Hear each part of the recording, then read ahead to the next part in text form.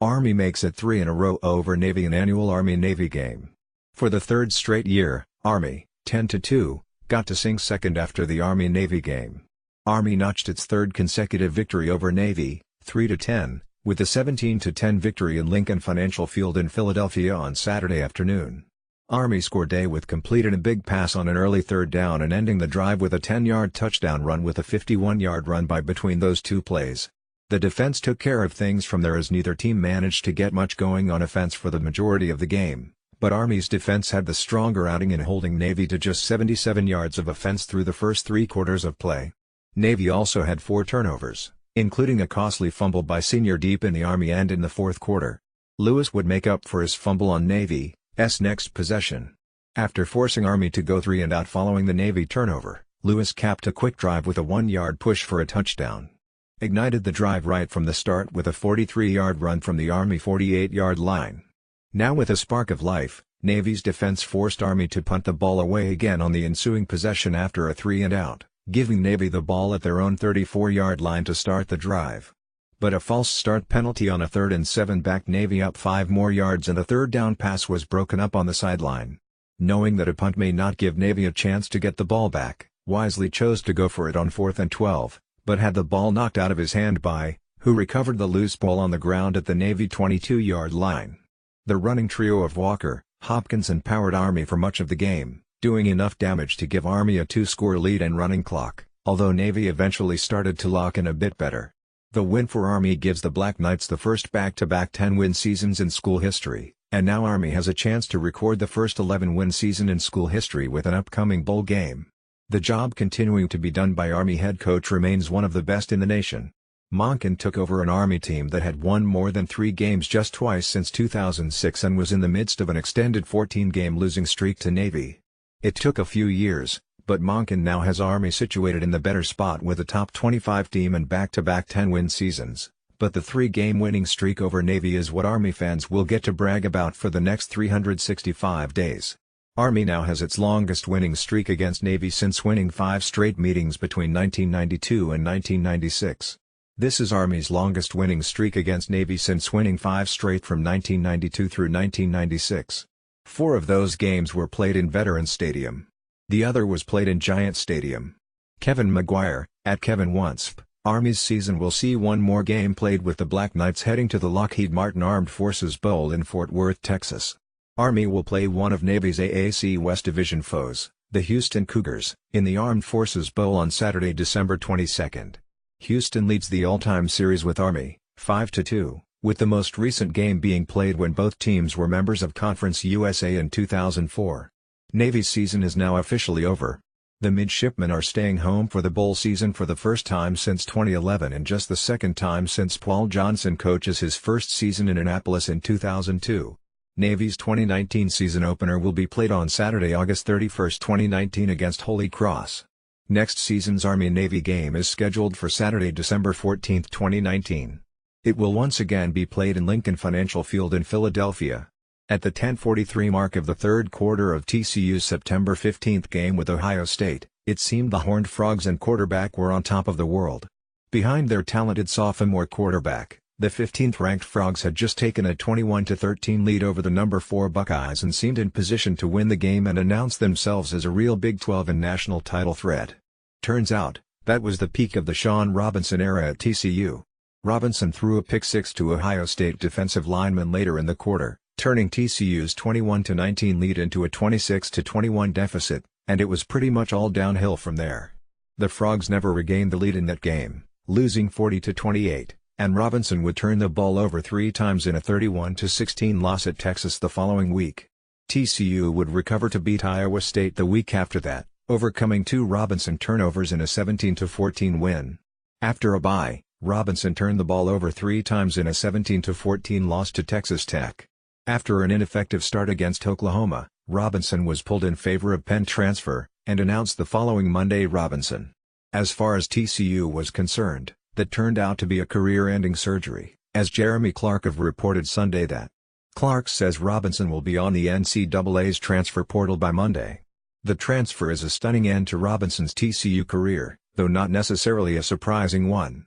He played at 3 different Dallas-Fort Worth area high schools before settling at DeSoto High School as a senior, where he led the Eagles to a 16-0 state championship, the program's first.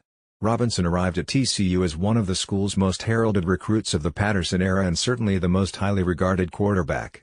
A consensus 4-star, he was listed as the class of 2017 number 6 dual-threat quarterback. Robinson flashed the dual-threat ability as backup in 2017, throwing for 184 yards and 3 touchdowns while carrying 23 times for 159 yards in 3 games.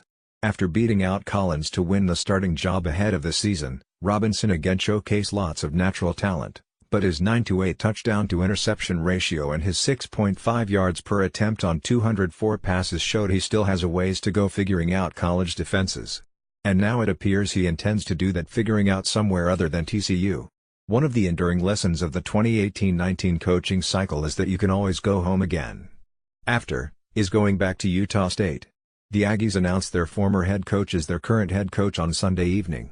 The coach who preceded will also be the coach who succeeds Matt Wells. "Stacy and I are thrilled to be back at Utah State University," Anderson said in a statement.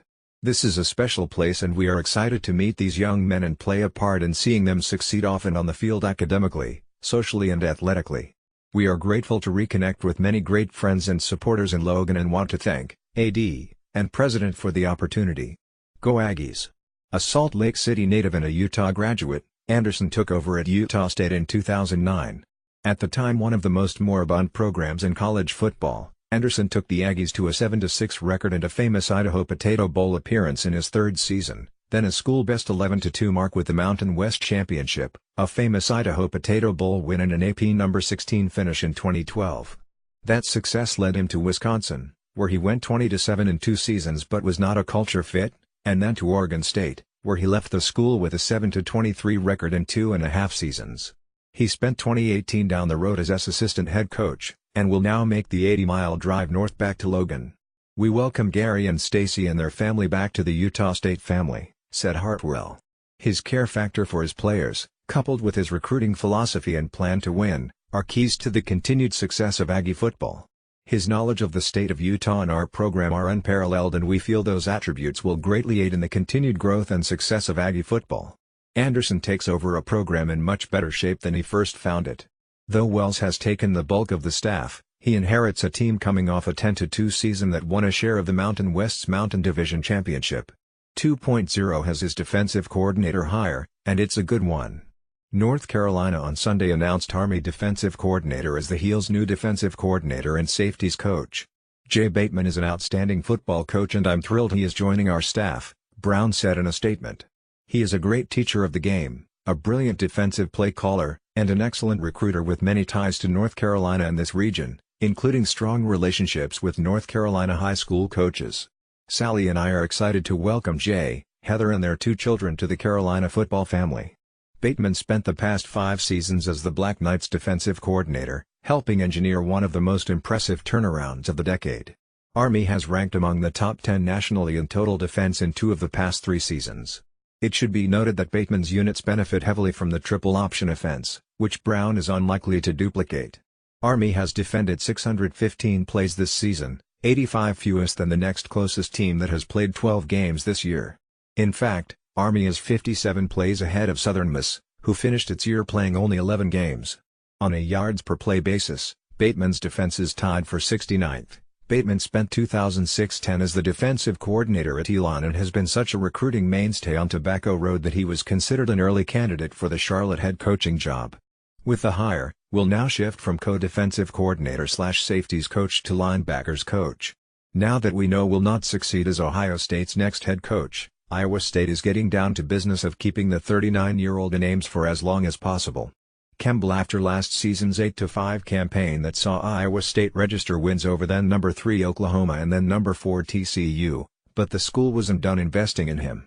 On Sunday, Iowa State announced Campbell has signed an extension keeping him in Cyclone colors through 2024. While this extension doesn't include a raise for Campbell, last year's deal boosted his salary from $2.1 million to $3.5 million immediately. It does carry an additional $1 million for his assistants. In addition to the $1 million Iowa State also committed last year, The school has now committed an extra $3.4 million annually to keeping Campbell and his assistants over the past 13 months. Coach Campbell and I had a great end-of-the-year meeting Friday, and during our visit we mutually agreed to extend his contract to 2024 and further demonstrate Coach Campbell and the university's commitment to one another, Iowa State AD said in a statement. "I couldn't be more excited for our current players, fans and recruits to receive this great news." Iowa State's assistant pool was $2.982 million in 2018 according to the salary database, putting the Cyclones 49th in the country. Adding another million would boost the Cyclones to 27th, based on 2018 figures.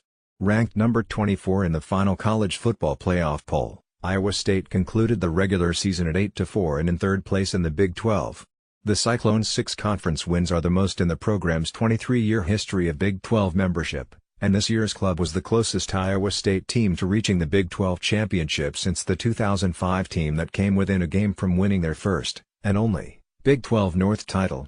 The Cyclones will finish Campbell's third season against number 13 Washington State in the Valero Alamo Bowl on December 28.